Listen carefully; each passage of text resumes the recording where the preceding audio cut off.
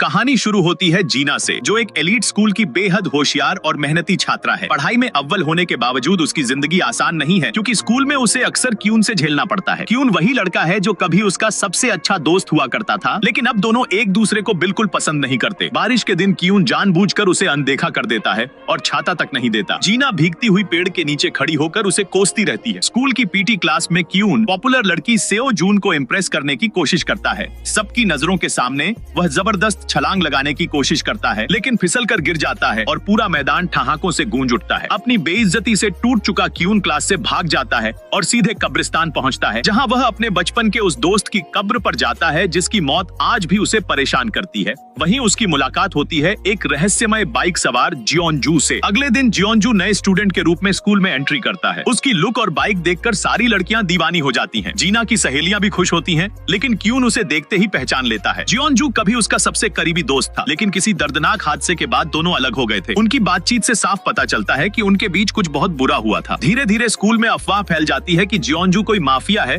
और उसने किसी की हत्या की है। डर के कारण जीना से एक बड़ी गलती हो जाती है और वह गलती से उसकी कुर्सी पर गोंद गिरा देती है। जब जियोनजू आकर बैठता है तो वह उठ नहीं पाता और जोर लगाने पर उसकी पैंट फट जाती है। पूरा क्लास हंस पड़ता है और जीना और भी ज्यादा डर जाती है। घर की आर्थिक हालत खराब होने के कारण जीना पार्ट टाइम जॉब ढूंढने जाती है। जैसे ही वह नौकरी के लिए हाथ उठाती है, क्यून भी बिना सोचे समझे अपना हाथ उठा देता है, बस इसलिए ताकि वह उसके पास रह सके। काम पर दोनों की लगातार बहस होती रहती है। क्यून उसकी टांग खींचता है और जीना उसे बिल्कुल बर्दाश्त नहीं कर पाती। एक दिन जीना की माँ कुछ छात्रों के साथ वहाँ आती है और शर्म के मारे अपनी ही बेटी को पहचानने से इनकार कर देती है। यह बात जीना का दिल तोड़ देती है। उस समय जियोनजू उससे मिलता है और वह उसकी उम्मीद के बिल्कुल उलट एक शांत और समझदार इंसान निकलता है। दोनों के बीच धीरे धीरे एक अलग ही जुड़ाव बनने लगता है। काम करते हुए जीना बार बार क्यून को देखती है। क्यून उसके पास आता है और उसे चिढ़ाते हुए इतना करीब आ जाता है कि जीना घबरा जाती है और उंगली काट लेती है। क्यून उसका जख्म साफ करता है और उसे बचपन की याद दिलाता है, जब उसने पहली बार उसकी चोट पर पट्टी बांधी थी और बदले में जीना ने उसे मासूम सा चुंबन दिया था। दोनों के दिल की धड़कनें तेज हो जाती हैं, लेकिन जीना इसे गलती बताकर वहां से चली जाती है। अगले दिन स्कूल में दोनों के बीच अजीब सा सन्नाटा रहता है। कोई किसी से बात नहीं करता, लेकिन नजरें सब कुछ कह जाती हैं। तभी पता चलता है कि जियोनजू एक छोटे से बार में काम करता है। वहाँ क्यून और जियोनजू आमने सामने आ जाते हैं और झगड़ा इतना बढ़ जाता है कि जियोनजू उसे बेरहमी से पीट देता है। वह क्यून को अपने दोस्त की मौत का जिम्मेदार मानता है, जो समुद्र में डूब गया था। इसी बीच क्यून को स्कूल में एक सुसाइड नोट मिलता है, जिस पर जीना का नाम लिखा होता है। वह घबरा जाता है और उसे लगातार फोन करता है। जवाब न मिलने पर वह उसके घर दौड़ता है और पता चलता है कि जीना छत पर है। क्यून पूरी ताकत से उसे पकड़ लेता है और उसे गिरने से बचा लेता है। बाद में पता चलता है कि वह चिट्ठी किसी और लड़की की थी, लेकिन जीना क्यून के प्यार को महसूस कर लेती है। आखिर में जब सब चिट्ठी की सच्चाई जानने की कोशिश कर रहे होते हैं, तभी स्कूल में हंगामा मच जाता है। सबको लगता है कि किसी ने आत्महत्या कर ली है, लेकिन असल में जियोनजू गुस्से में प्रिंसिपल की कार पर गमला फेंक देता है। यह सब सेओ जून देख लेती है और वीडियो के बदले जियोनजू को अपना नकली बॉयफ्रेंड बनने के लिए मजबूर कर देती है। और फिर क्यून और जीना उस लड़की के घर जाते हैं जो लापता हो गई है। जब वह दरवाजा नहीं खोलती तो दोनों उसे हर जगह ढूंढने लगते हैं। उधर वह लड़की अपने पुराने दिनों को याद करती है और सोचती है कि वह कितनी अच्छी दोस्त थी। जब वे एक पुल के पास पहुंचते हैं तो जीना रोते हुए चिल्लाती है और उससे विनती करती है कि वह अपनी जान न ले। इसी दौरान जियोनजू का फोन आता है। वह बताता है कि उसे लड़की मिल गई है। लड़की कहती है कि कूदते वक्त उसे डर लग गया था। जियोनजू उसे समझाता है कि जिंदगी बहुत कीमती है और जो लोग हमें प्यार करते हैं उनके लिए जीना जरूरी है। जीना उस लड़की को सच्चे प्यार से गले लगा लेती है। क्यून जियोनजू को धन्यवाद देता है। जियोनजू की आंखों में आंसू होते हैं, क्योंकि यह सब उसे अपने भाई की याद दिला देता है, जिसने कभी आत्महत्या करने की कोशिश की थी। वह मन ही मन स्कूल की डायरेक्टर से बदला लेने की कसम खाता है। पुलिस पहुंच जाती है और सब घर लौटते हैं। रास्ते में क्यून बार बार जीना को देखता है और उसकी घुटने की चोट देख लेता है। जीना कहती है कि वह ठीक है। क्यून उससे पूछता है कि जियोनजू और उसके बीच क्या रिश्ता है। जीना मुस्कुराकर पूछती है कि क्या वह जल रहा है। क्यून मना करता है तो जीना बताती है कि जियोनजू सिर्फ उसका दोस्त है। यह सुनकर क्यून को सुकून मिलता है, क्योंकि उसे लगता है कि वह सिर्फ जीना के पास रहकर ही खुद को जिंदा महसूस करता है। उधर कारपेंट्री के टीचर दावा करते हैं कि उन्होंने जियोनजू को गमला फेंकते देखा था। जियोनजू को बचाने के लिए सेओ जोंग आगे आती है और कहती है कि टीचर झूठ बोल रहे हैं। एहसान के बदले जियोनजू सेओ जोंग के साथ नकली रिश्ता मान लेता है। दोनों की तस्वीर इंटरनेट पर वायरल हो जाती है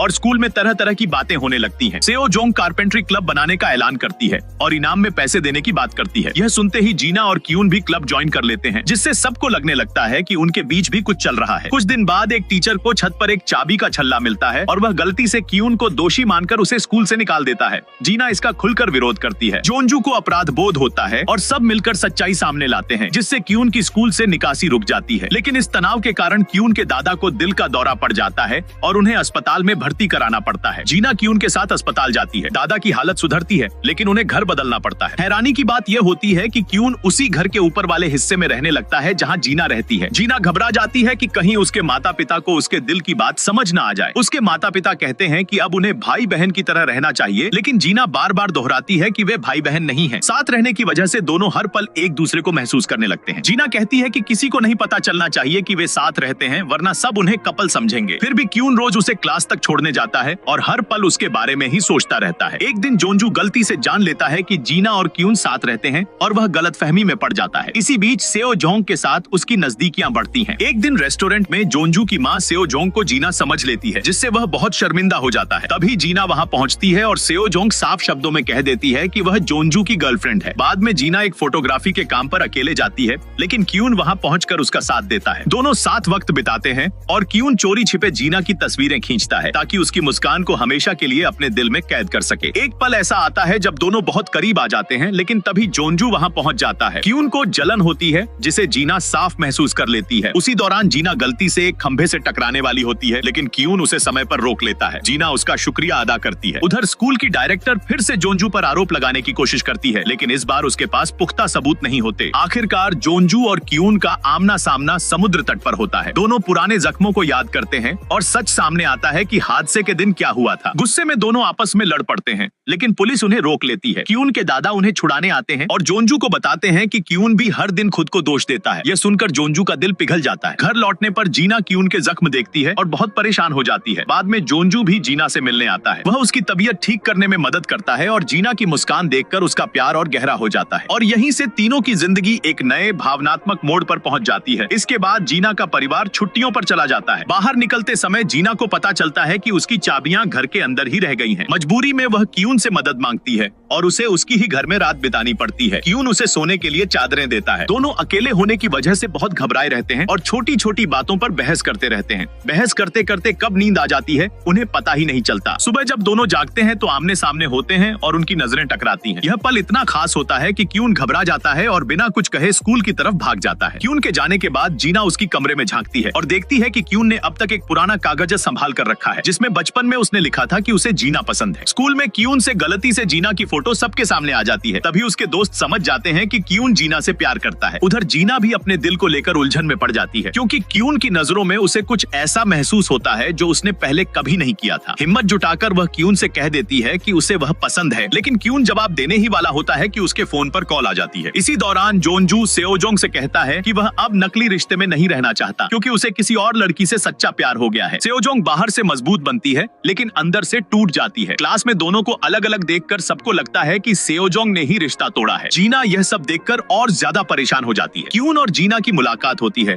जहाँ क्यून उसकी बाह से प्यार से एक कागज हटा देता है। उस छोटे से स्पर्श से जीना का दिल और तेज धड़कने लगता है। वह क्यून से बचने की कोशिश करती है, लेकिन उसका दिल उसका साथ नहीं देता। इसी बीच जोंजू जीना को सच्चाई बता देता है कि उसका रिश्ता सेओजोंग के साथ झूठा था और वह किसी और से प्यार करता है। वह साफ साफ जीना से कह देता है कि वह उसे पसंद करता है। यह बात क्यून सुन लेता है, लेकिन वह कुछ कहे बिना वहाँ से चला जाता है। अब क्यून के लिए जीना के पास रहना भी मुश्किल हो जाता है। उधर सेओजोंग के साथ एक लड़का बदतमीजी करता है, लेकिन जोंजू उसे रोक देता है। सेओजोंग बाहर से सख्त बनती है, लेकिन बाद में खुद चलकर जोंजू के रेस्टोरेंट पहुंच जाती है। वहाँ वह मान लेती है कि वह उसके लिए परेशान थी, जिससे जोंजू चौंक जाता है। इसके बाद जोंजू जीना के साथ चांदनी रात में टहलता है। जीना ईमानदारी से कह देती है कि वह उसके लिए वही महसूस नहीं करती जो वह करता है। जोंजू इसे स्वीकार कर लेता है और दोनों दोस्त बने रहने का फैसला करते हैं। क्यून अपने दिल की उलझन अपनी बॉस से शेयर करता है। वह उसे समझाती है कि क्यून और जीना एक दूसरे से बहुत पहले ही प्यार कर बैठे थे। यह बात क्यून को अंदर तक झकझोर देती है। वह बिना देर किए जीना के पास जाता है और अपने दिल की बात कह देता है। वह उससे कहता है कि वह उससे प्यार करता है और वही उसकी जिंदगी है। जीना भी अपने प्यार का इजहार कर देती है। दोनों तय करते हैं कि फिलहाल अपना रिश्ता सबसे छुपा कर रखेंगे, लेकिन स्कूल में उनकी नजरों का मिलना सबको शक में डाल देता है। जीना जरूरत से ज्यादा इनकार कर देती है, जिससे बाद में खुद ही शर्मिंदा हो जाती है। एक दिन खेल के दौरान क्यून गिर जाता है और जीना बिना सोचे उसके पास दौड़ जाती है। सबको समझ आ जाता है कि दोनों के बीच कुछ खास है। रात को पुल पर दोनों अपनी पहली सच्ची मुलाकात पर जाते हैं। ठंडी हवा में एक चादर ओढ़े वे अपने बचपन की गलतफहमियां साफ करते हैं। जीना बताती है कि उसने कभी क्यून से नफरत नहीं की थी, बल्कि उसे गलत बात सुनकर ठेस पहुंची थी। क्यून उसका हाथ थाम लेता है और उसे यकीन दिलाता है कि वह उसके लिए बहुत खास है। अगले दिन स्कूल में कुछ छात्र आ जाते हैं और जीना डर के मारे दूरी बना लेती है। क्यून पूछता है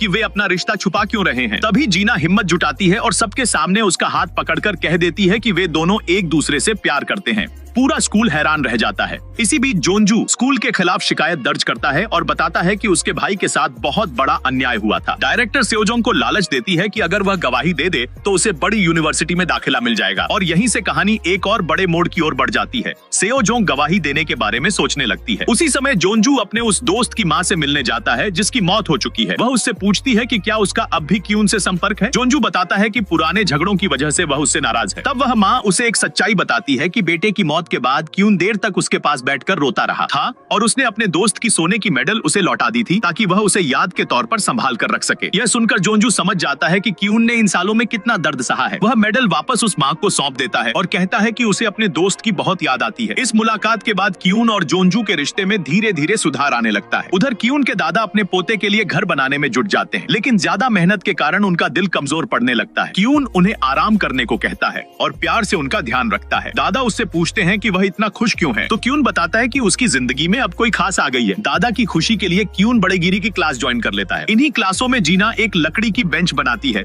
जिसे पार्क में रखा जाता है। वहाँ एक बच्चा खेलते खेलते उस बेंच पर चढ़ता है, लेकिन बेंच टूट जाती है और बच्चा रोने लगता है। जीना खुद को दोषी मानकर बहुत उदास हो जाती है। तब क्यून के दादा उसे समझाते हैं और कहते हैं कि वह एक बेहद खास लड़की है और उसे कभी अपने सपनों के लिए लड़ना नहीं छोड़ना चाहिए। इससे जीना को नया हौसला मिलता है। एक शाम जीना क्यून के घर जाती है जहाँ वह अकेला होता है। वह माहौल को खुशनुमा बनाने की कोशिश करती है, लेकिन तभी दरवाजे पर कोई दस्तक देता है। गलतफहमी में जीना छुप जाती है। बाद में वह मजेदार हालत में फंस जाती है और क्यून उसकी मदद करता है। दोनों अपनी नादानी पर हंस पड़ते हैं। तब एक फोन कॉल आता है। क्यून के दादा को दिल का दौरा पड़ा है। दोनों भागकर अस्पताल पहुंचते हैं, लेकिन दुर्भाग्य से दादा दुनिया छोड़ जाते हैं। इस सदमे से क्यून टूट जाता है। वह स्कूल आना बंद कर देता है और खुद को सबसे दूर कर लेता है। जीना बार बार उससे संपर्क करने की कोशिश करती है, लेकिन वह किसी से बात नहीं करता। इसी दौरान जोंजू को पता चलता है कि उसकी माँ स्कूल के खिलाफ केस वापस लेना चाहती है। गुस्से में वह घर छोड़ देता है और क्यून के पास पहुंचता है। वह उसका साथ देता है, उसके लिए खाना बनाता है और उसे अकेला नहीं छोड़ता। धीरे धीरे क्यून अंधेरे से बाहर आने लगता है। कुछ दिनों बाद क्यून बाहर निकलता है और जीना से मिलता है। जीना भावुक होकर कहती है कि वह हमेशा उसकी ताकत बनेगी और उसे कभी अकेला नहीं छोड़ेगी। उधर सेओजोंग गवाही देने से मना कर देती है, जिससे डायरेक्टर नाराज हो जाती है।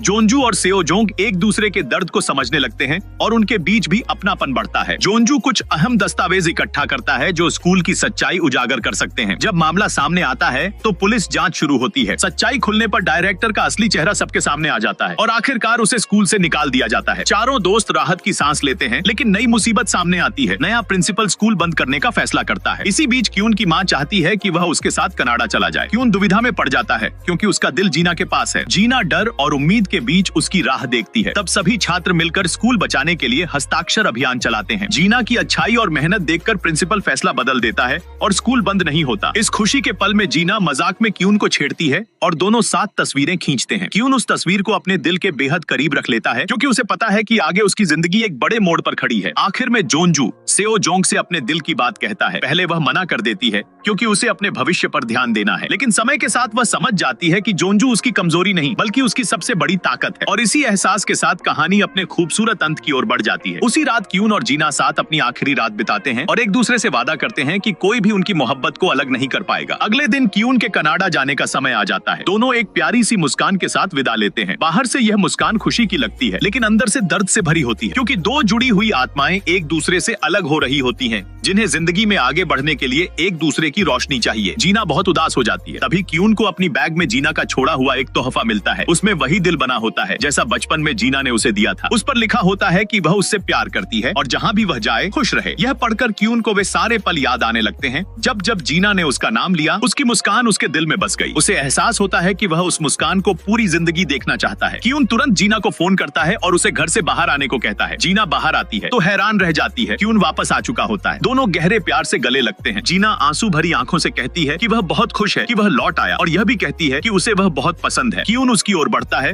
और दोनों एक दूसरे के करीब आकर अपने एहसासों को खामोशी से बांट लेते हैं। इसके बाद स्कूल दोबारा खुलता है। योंजू को क्यून के साथ काम मिल जाता है, लेकिन वह ज्यादा देर नहीं रुक पाता क्योंकि उसकी मुलाकात एक प्यारी लड़की से तय होती है जो सेओ योन होती है। वह कबूल करती है कि उसने उसे शुरू से ही चाहा था। ठंड लगने पर योंजू उसका हाथ अपने कोट की जेब में थाम लेता है और इसी पल से दोनों एक दूसरे के हो जाते हैं। उधर जीना अपना सपना पूरा कर लेती है और बड़ेगिरी की नौकरी हासिल कर लेती है। काम मुश्किल और थकाने वाला होता है, लेकिन दिन के अंत में वह खुश होती है क्योंकि क्यून हमेशा उसका इंतजार कर रहा होता है और प्यार से कहता है कि वह उससे बहुत प्यार करता है। इसी सच्चे प्यार के साथ वे अपनी क्लास के साथ ग्रेजुएट होते हैं और एक ऐसे भविष्य की ओर बढ़ते हैं जहां मुश्किलें जरूर होंगी, लेकिन उनकी अटूट मोहब्बत, उनकी सच्ची मुस्कानों से जन्मी, उन्हें कभी अलग नहीं होने देगी। इस एहसास के साथ वे अपने अनंत प्यार पर मुहर लगाते हैं और खुशहाल भविष्य की ओर कदम बढ़ाते हैं। और अगर आपको ये वीडियो पसंद आया हो तो चैनल को सब्सक्राइब कीजिए, बेल आइकन दबाइए ताकि कोई भी वीडियो मिस ना हो। यहाँ आपको और भी वीडियो मिलेंगे जो आपको जरूर पसंद आएंगे। आपका बहुत बहुत धन्यवाद, फिर मिलेंगे।